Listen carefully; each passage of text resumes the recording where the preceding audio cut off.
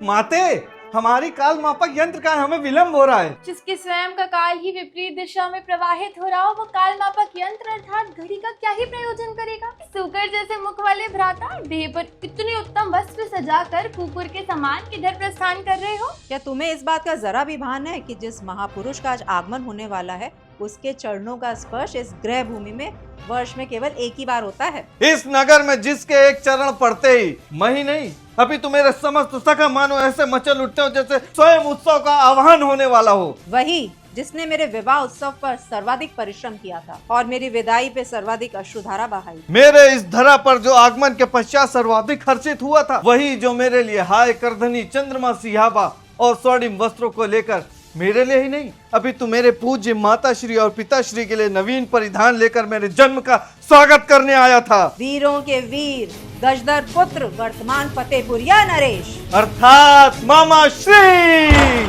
भांजे, अरे ये परचून की दुकान पे चीनी चोरी कर रहे थे, वो लोग पकड़ के मार रहे थे, इनको बचा के लाए हैं। जब तक मैं आपके साथ हूँ मामा, आपको मारने वाला कोई पैदा नहीं हुआ। नाम तो अत्यंत विशाल किंतु दर्शन मात्र लघु। भांजे 20 मुद्राएं दो यार।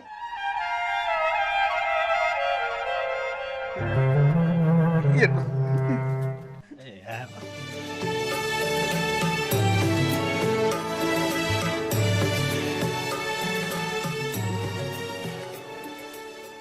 भ्राता, ये क्या दिन पर दिन तुम्हारा स्नेह इतना क्षीण क्यों होता चला जा रहा है? ऐसा कैसे कह रही हो बहना? मेरा स्नेह भला क्षीण कैसे हो सकता है? जिस प्रकार प्रत्येक वर्ष तुम्हारी भेंट में आने वाली साड़ी का वस्त्र पतला और क्षीण होता चला जा रहा है, उसी प्रकार हमारे स्नेह का ताना बाना भी दुर्बल होता चला जा रहा है। किंतु यहाँ तो स्नेह का विनाश ही हो गया है। परंतु क्यों बहना? इतनी मुद्राओं से तो नितिन गडकरी का भी लाभ नहीं करा पाएंगे। मेरी प्रिय बहना, हमने आपके मुख की सुंदरता को देखते हुए 90 स्वर्ण मुद्राएं अतिरिक्त प्रदान कर दी हैं। ऐसा निकृष्ट और क्षीण वस्त्र क्या हमारी ब्रात वधू भी धारण करती है? परंतु बहना, बस मैं अब एक शब्द नहीं सुनना चाहती।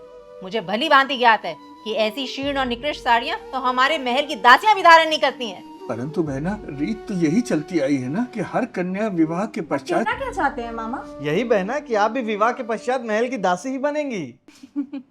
शीघ्र ही आप भी विवाह कर लीजिए, क्योंकि इस महल को नई दासी की आवश्यकता है। बस, अरे इस त्योहार को मैंने उत्सव का त्योहार समझा था, लेकिन यहाँ तो बहनों के हृदय में भाइयों के प्रति जो विष का मटका फूटा है और भ्राता बहन का रिश्ता टूटा है। इस साड़ी को मैंने कितना संजो के रखा था, किसी की नजर न लगे इसलिए इसको टांड पे पर्दा बना के रखा था। ये हमारी जेब से 100 रुपए की मुद्रा किसने निकाली?